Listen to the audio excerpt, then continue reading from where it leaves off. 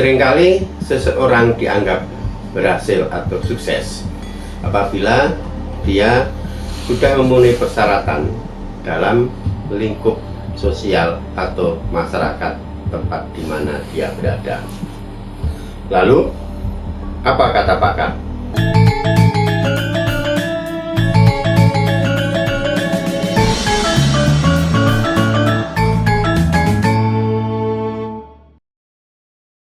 Dalam tradisi Jawa, seorang lelaki bisa dianggap berhasil apabila dia sudah memiliki wisma, wanita, turangga, kukila, dan curiga, yang bisa diterjemahkan secara sederhana: rumah tinggal, istri, kendaraan, burung, dan keris.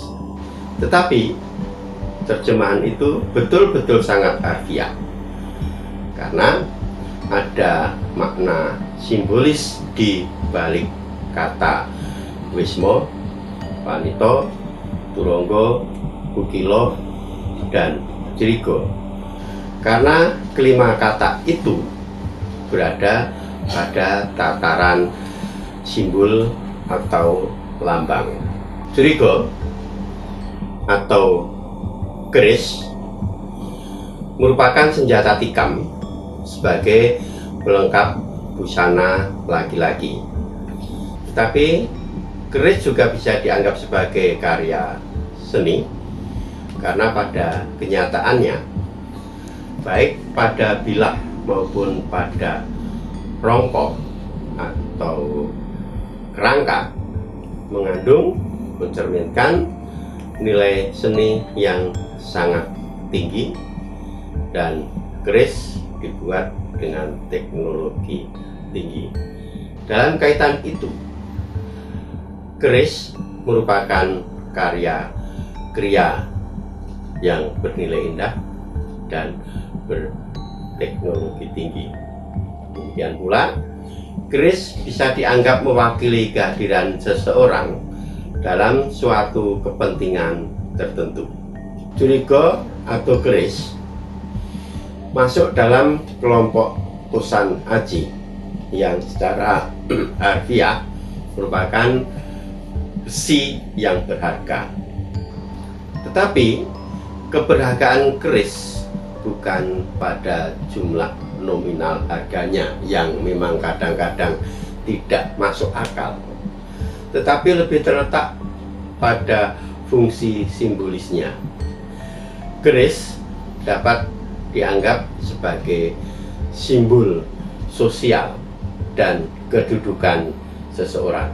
Sebagai contoh, pada masa lalu, Raja Mataram Karta dan sebelumnya Demak Bintoro sampai dengan Pajang harus memiliki Kyai Sangkelat yang merupakan karya Sunan Kalijogo. Sedang Sultan-Sultan Ngajo Kartohadiningrat harus memegang Kyai Joko Piturun dan Kyai Kopek. Meskipun perbedaan antara Kyai Sangkelat dan Kyai Joko Piturun harus dimaknai secara berbeda karena waktu dan situasi yang berbeda.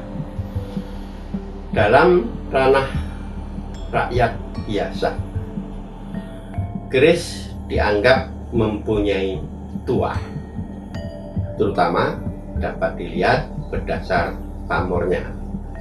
Pamor adalah hiasan yang berada di tengah bilah dari pangkal keris hingga ujung keris.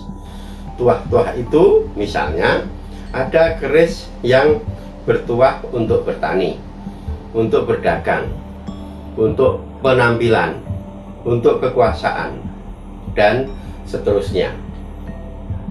Sebagaimana halnya kebudayaan dan unsur budaya Jawa masa lalu yang lain, keris lebih dibalut dengan legenda dan mitos yang seringkali lebih raya dan lebih diketahui daripada nilai seni dan nilai teknologi tingginya.